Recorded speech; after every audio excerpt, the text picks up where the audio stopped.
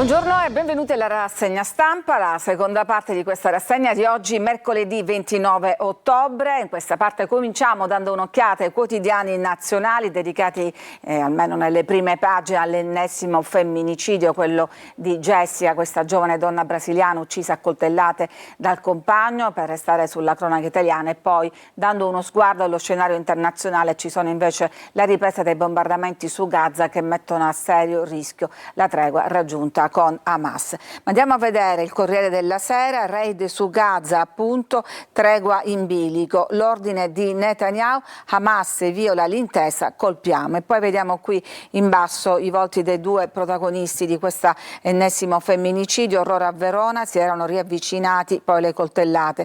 Lui aveva il braccialetto elettronico ma è riuscito a toglierlo e l'ha massacrato. Andiamo a vedere ancora la prima pagina di Repubblica, Gaza, tornano le bombe, tregua in bilico, Netanyahu ordina al suo esercito, l'IDF, massicci attacchi immediati, accusa Hamas, ci inganna con i resti di un corpo già riconsegnato. Gli USA, rassicurano, si tratta solo di scaramucce. Ancora il volto di Jessica uccisa dall'ex, un numero smisurato di coltellate, a scriverlo è la procura, mentre in basso vediamo l'incidente che vede protagonista il portiere dell'Inter, Martinez, che ha travolto un anziano in carrozzina mentre lui viaggiava sul suo SUV. Ancora sulla Stampa, più o meno stesso taglio, inferno a Gaza, torno la guerra, Netanyahu bombarda, tregua violata, Hamas dice è una scusa per colpirci, ma il vicepresidente americano Vance, la pace resisterà.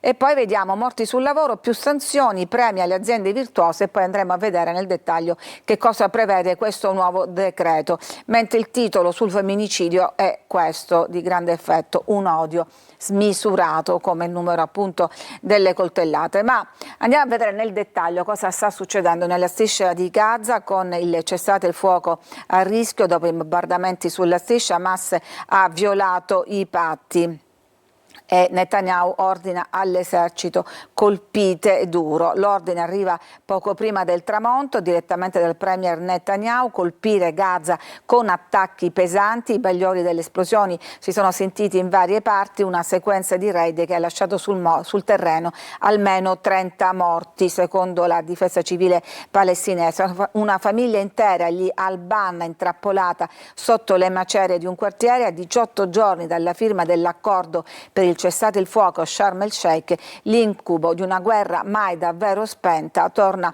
a inseguire i Gazawi, gli abitanti di Gaza, che fanno i conti con la miseria, i cadaveri mai recuperati, le macerie che soffocano l'enclave. Ma vediamo che cosa ha fatto infuriare Israele. Lo vediamo in questi fotogrammi, la messa in scena del ritrovamento di una salma. I miliziani hanno sepolto alcuni resti per poi fingere di ritrovarlo come se l'avessero disseppellito in quel momento, ma un drone ha ripreso tutto e quindi ha ripreso la truffa orchestrata da Hamas. Si vedono alcuni miliziani che portano un corpo nel cratere, iniziano a seppellirlo per poi fingere di avere trovato un altro ostaggio, e questo ha scatenato la furia con gravi ripercussioni sulla striscia. La gente corre al mercato a fare provviste, i prezzi sono alle stelle, finché c'è Bibi, e cioè Netanyahu, non ci sarà pace. Noi Gazawi stremati e increduli, è il reportage. Così torna l'incubo di carestia e morte, tanto più grave dopo che avevano cominciato a sperare davvero in una pace. Dopo aver tentato di mettere la pace in Medio Oriente, Trump va a sistemare i rapporti con gli altri partner internazionali. Trump l'inchino di Tokyo, mentre con la Cina si tratta sul fentanyl, questa droga molto diffusa negli Stati Uniti che ha creato una vera e propria epidemia. In Giappone regali e promesse al leader che incassa investimenti negli USA. Domani invece vertice in Sud Corea con il presidente cinese, proposto un accordo su droghe e dazi, appunto quel temibile fentanyl. E poi c'è l'analisi, il dragone, quindi la Cina vuole i chip e preme sull'America per Taiwan, l'isola che vuole riprendere nel suo territorio. Potrebbe riuscirci in cambio di una partita di soia, e questo è quello che c'è sul tavolo di questi accordi. E vediamo anche, restando agli esteri, cosa succede in Olanda, dove si va al voto tra odio e instabilità. L'estremista di destra, che appunto questo Geert Wilders, è avanti nei sondaggi, ma nessuno vuole più governare con lui. Subito dietro, con una che rimonta, la sinistra e i centristi, e quindi vedremo cosa succederà nella civile Olanda. Torniamo in Italia con la cronaca che ci racconta purtroppo l'ennesimo femminicidio arrivato al culmine di un'escalation di litigi, botte e aggressioni. Poi l'uomo si è sfilato il braccialetto e l'ha uccisa a coltellate. Il PM parla di un numero smisurato di colpi. Il corpo era in casa del compagno già allontanato. La donna l'aveva denunciato, poi aveva ritirato la denuncia e l'uomo aveva nascosto il dispositivo di allarme. Questo è appunto il braccialetto elettronico, un dispositivo che serve a segnalare alle forze dell'ordine la distanza del carnefice. Si mette alla caviglia con un GPS e una centralina che parla e si attiva quando vengono violati i perimetri. Dovrebbe essere anti-manomissione, leggiamo, ma in realtà questo non è il primo caso di braccialetti che vengono manomessi o addirittura tolti. E poi c'è il racconto dell'amica di Jessica, perché l'omicidio è arrivato appunto, dicevamo, al culmine di una serie di botte, maltrattamenti e minacce, e lei, quando gli amici gli dicevano di lasciarlo, rispondeva sempre alla stessa maniera: sta cambiando, sta andando dallo psicologo, dagli alcolisti anonimi, sta andando in chiesa, state tranquilli. Per l'amica, questa Ferdinanda, Jessica era completamente plagiata, su di lei il compagno aveva un potere assoluto, era geloso, possessivo, violento, lo controllava al punto che anche quando gli hanno tolto la figlia lo ha perdonato ed è tornata da lui. E quest'ultima volta però gli è stata fatale. Quando la risentivamo, racconta l'amica, era perché l'aveva picchiata ancora ed ecco come è finito, ecco che l'ha ammazzata, glielo aveva detto e lo aveva fatto. E questo è il rimpianto delle amiche che dicono: forse potevo fare di più, ma l'avevano avvertita più volte. E poi c'è l'analisi su questo femminicidio. È stata lasciata sola, così la donna abusata finisce in una spirale. Perché non sono bastate le chiamate ai carabinieri, le denunce, anche se ritirate, il braccialetto elettronico, l'intervento della procura per violenza sessuale sulla sorella, le botte addirittura in strada, cos'è che non funziona?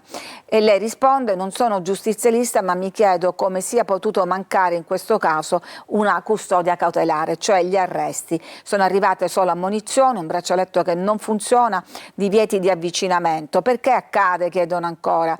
Troppo spesso si sottovalutano i rischi, non si riconoscono le forme della violenza che una donna racconta in caserma, manca la formazione costante e obbligatoria per tutti gli operatori che hanno a fare con gli abusi sulle donne, non c'è educazione sentimentale, si usano strumenti malfunzionanti e lo sanno tutti come i braccialetti elettronici, ci sono scelte giudiziarie davanti ad episodi così gravi che lasciano tante domande. Le violenze non vengono lette assieme ma come episodi singoli slegati tra loro, è un problema serio in Italia. E ancora qua c'è questo quadro di una difesa fragile, da una parte la giustizia lumaca, dall'altra centri di aiuto e volontari che chiudono, servono più finanziamenti, perché anche da questo passa la lotta alla violenza sulle donne. Cambiamo argomento: anziano travolto da Martinez, indagato il portiere dell'Inter, il SUV del giocatore spagnolo investe la carrozzina di un uomo di 81 anni morto poco dopo. Per lui l'accusa è di omicidio stradale. La squadra sotto shock alla Pinetina, Pepo è distrutto, noi lo aspettiamo, e gli stanno quindi intorno. E poi c'è stato un altro caso che sta suscitando molte polemiche: insulti e gesto della P38, la famoso gesto fatto dai brigatisti negli anni di piombo. Ca' Foscari, l'Università di Venezia, si ribella dopo l'agguato a Fiano. Fiano è Emanuele Fiano, leader di Sinistra per Israele, al quale è stato impedito di parlare all'università. E veniamo poi alla politica economica con il nuovo decreto approvato dal governo per rafforzare le misure e evitare gli incidenti in azienda.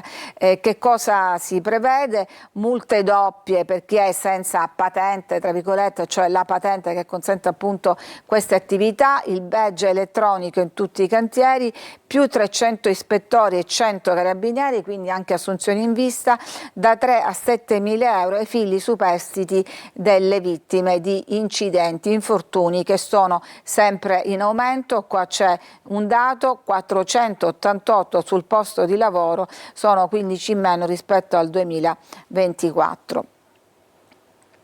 E intanto nel resto del mondo sono alle prese con questi uragani tremendi come Melissa, un uragano che sta davvero facendo danni e vittime. Pensate che i venti sono fino a 290 km/h e piogge devastanti. Per gli esperti è peggio di Katrina, uno dei più violenti tornadi che si sono registrati in quelle zone. Tremano anche Cuba e le Bahamas. Ed ecco qui come si sta muovendo questo Melissa. Vedete al centro la zona rossa, sono danni causati dal vento più 80%. Con il passare dei giorni Melissa si è rivelata più potente anche di Katrina, si è spostato verso ovest raggiungendo i 300 km/h, cambiando direzione, e lo ha fatto in ritardo rispetto alle previsioni. Ma la lentezza non è una buona notizia, perché le piogge torrenziali prolungate nello stesso posto generano più facilmente inondazioni. Andiamo avanti perché poi c'è questa notizia un po' curiosa: il popolo degli smemorati che perde le chiavi di casa, ma solo di domenica. Vedete nel grafico c'è un grandissimo aumento della curva di chi perde le chiavi. Nel 2024 gli interventi sono stati più di 164.000. Naturalmente il picco lo vediamo è negli anni del Covid, quando praticamente non si usciva di casa, quindi non c'era questo rischio. L'anno peggiore degli ultimi 10 anni, il record è in Emilia Romagna. Sarà la frenesia quotidiana, l'ansia di arrivare in orario al lavoro, all'uscita alle sale, per qualcuno anche la sfortuna, ma gli smarrimenti sono diventati una certezza giornaliera. La regina delle motivazioni, raccontano dai comandi della Basilicata come del Piemonte, è la fretta mentre si esce di casa lasciando sul tavolo le chiavi. E naturalmente c'è poi chi si inventa una scusa per accelerare l'intervento: ho dimenticato il gas acceso, stavo cucinando, oppure c'è mio figlio piccolo da solo a casa. Quando i vigili arrivano a tutta velocità e aprono la posta, trovano i fornelli spenti e l'appartamento vuoto. Ma credo che però, aggiungo io, ci sia una multa in questi casi di dichiarazioni non del tutto veritiere. Siamo in chiusura, leggiamo questa notizia che riguarda OpenAI, la principale casa di intelligenza artificiale. Non è più open, cioè gratis, ma diventa a fini di lucro. Microsoft è il primo socio forte per la casa madre di ChatGPT, ormai strumento di utilizzo quotidiano. È un cambiamento epocale, la società avrà il 27% delle azioni. E con questa notizia ci fermiamo, c'è una breve pausa e poi torniamo con un'occhiata ai quotidiani regionali.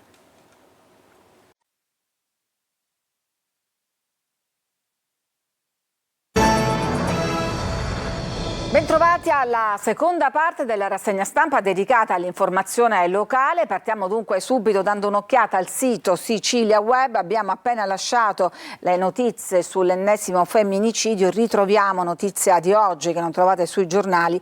Questa notizia: abusa dell'ex compagna, riprende tutto con il cellulare. È successo a Caltanissetta, un 36enne è stato arrestato, nei suoi confronti è stata eseguita un'ordinanza di custodia cautelare cautelare in carcere, quella che è mancata nel caso della coppia di origine brasiliana. Le indagini sono state avviate dopo la denuncia della donna. Secondo l'accusa, l'indagato non si sarebbe rassegnato alla fine della relazione sentimentale e avrebbe in più occasioni chiesto un incontro chiarificatore, e durante questi incontri l'uomo avrebbe aggredito l'ex compagna, costringendola a subire atti sessuali che avrebbe ripreso e documentato con il proprio cellulare.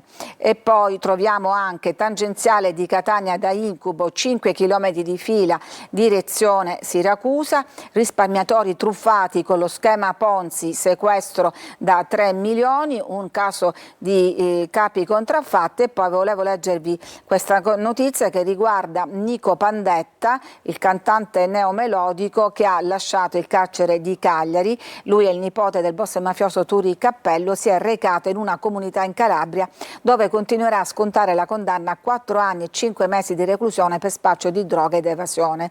La decisione è stata adottata dal magistrato di sorveglianza del capoluogo sardo. Sui social è stato postato un video in cui si vede Pandetta uscire dal carcere e qui vediamo un fotogramma di lui con questa tuta viola e gialla. Era stato arrestato il 19 ottobre del 2024 con l'accusa, fra le altre, di traffico di cellulari e droga nel carcere Pagliarelli.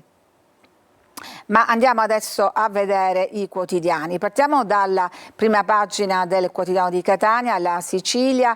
C'è il caso di Favara inghiottita nell'alluvione, ora paghino i responsabili. Parliamo dell'esposto presentato dai familiari della donna sparita nel fango durante un'alluvione.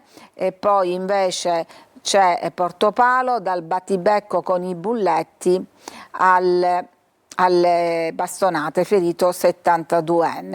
E poi questa notizia, off limits, nuovi cartelli apparsi sul versante sud dell'Etna dopo la richiesta di un biglietto per i crateri silvestri. Lo vedremo più nel dettaglio. Intanto c'è il caso appunto di Marianna Bello inghiottita dall'alluvione. Tutto ruota attorno, da una parte, il grado di allerta medio diramato quel giorno dalla Protezione Civile regionale, e dall'altro lo stato di abbandono del collettore delle acque piovane che mancava delle griglie di chiusura dove lei proprio è stata risucchiata. Secondo infatti il legale della famiglia, la Protezione Civile regionale avrebbe gravemente sottovalutato la portata delle precipitazioni previste in quel porzione di territorio. Se avesse diramato l'allerta rossa, spiega il legale, ciò avrebbe comportato la chiusura delle scuole e la signora Bello quel giorno non avrebbe lasciato i figli a scuola, ma sarebbe rimasta nella propria abitazioni. E poi i familiari puntano il dito contro le gravi responsabilità del comune di Favara per la mancata manutenzione appunto di questo collettore. Donna di 38 anni che lascia 3 figli. E poi vediamo questa polemica sull'Etna. Privati dell'Etna spuntano altri cartelli nell'area del parco dopo i crateri silvestri per i quali la società proprietaria chiede del biglietto di ingresso. È stato più facile per i proprietari di diverse aree del vulcano intervenire sui loro spazi, proprio come hanno fatto a sud i titolari di una ditta. È così che, ci racconta Luisa Sant'Angelo, sono apparsi sempre più cartelli in varie zone dell'Etna, e la vignetta di Totò lo spiega ancora meglio. Qui no, lì no, là neppure, lì neppure, vedremo come andrà a finire. Giornale di Sicilia, così come la Gazzetta del Sud, punta invece sulla finanziaria regionale in cui sono previste assunzioni nelle imprese, 200 milioni dalla regione fino a 300.000 euro in 3 anni per una singola azienda. Anche Gazzetta del Sud parla e titola una finanziaria da 600 milioni, regione sul lavoro e imprese e le maggiori risorse, ma sarà battaglia sugli emendamenti. Questo è il primo mattone della finanziaria regionale, il telaio di una manovra da 600 milioni che poi sarà rimodellata dai deputati dell'Ars attraverso gli emendamenti. Intanto però il governo indica le sue rotte e quindi tornano gli incentivi, 20 milioni destinati alle aziende attive oltre lo stretto per favorire il lavoro da casa e consentire ai dipendenti siciliani di tornare sull'isola. Poi ci sarà la Super ZES, cioè l'estensione anche alle aree artigianali, ai consorzi ASI e alle zone portuali dei benefici previsti per le aziende che si trovano nelle 2 ZES, cioè le zone economiche speciali. Un altro articolo prevede lo sconto fiscale per le aziende di autonoleggi che trasferiscono in Sicilia la propria sede, spazio anche al contributo agli editori, ma il cuore della manovra resta la norma che stanzia 200 milioni per erogare contributi alle imprese che assumono. Martedì la Giunta regionale varerà il documento, poi la finanziaria andrà in Commissione Bilancio. Appunto le parole chiavi sono lavoro e imprese, l'abbiamo già approfondito con la prima pagina. Da Palermo, aggressione al patronato CISL, la solidarietà alla donna ferita e finita in ospedale, Vania Pellerito responsabile delle politiche di genere. È una sindacalista che è stata aggredita dopo aver chiesto di firmare un mandato per l'utilizzo dei dati. E poi c'è qua una notizia di spalla che abbiamo già dato anche nei nostri telegiornali, tassi da usuraio in manette un imprenditore che taglieggiava praticamente i suoi colleghi commercianti come lui. Avrebbe applicato tassi usurari 4 volte più della cifra data in prestito, stritolando così 2 commercianti di Corleone e arrivando in un caso a minacciare di morte la sua vittima. L'inchiesta è partita dalla segnalazione dell'associazione antiracket a Dio Pizzo e dalla denuncia di un commerciante locale che ha raccontato di essere finito in un vortice di minacce e ricatti. Pensate che a fronte dei 15.000 euro ricevuti inizialmente, questo imprenditore arrestato, che si chiama Sole, ne avrebbe preteso oltre 60.000, ottenendo in cambio anche la cessione gratuita di un'attività commerciale e l'acquisto di un immobile a prezzo irrisorio.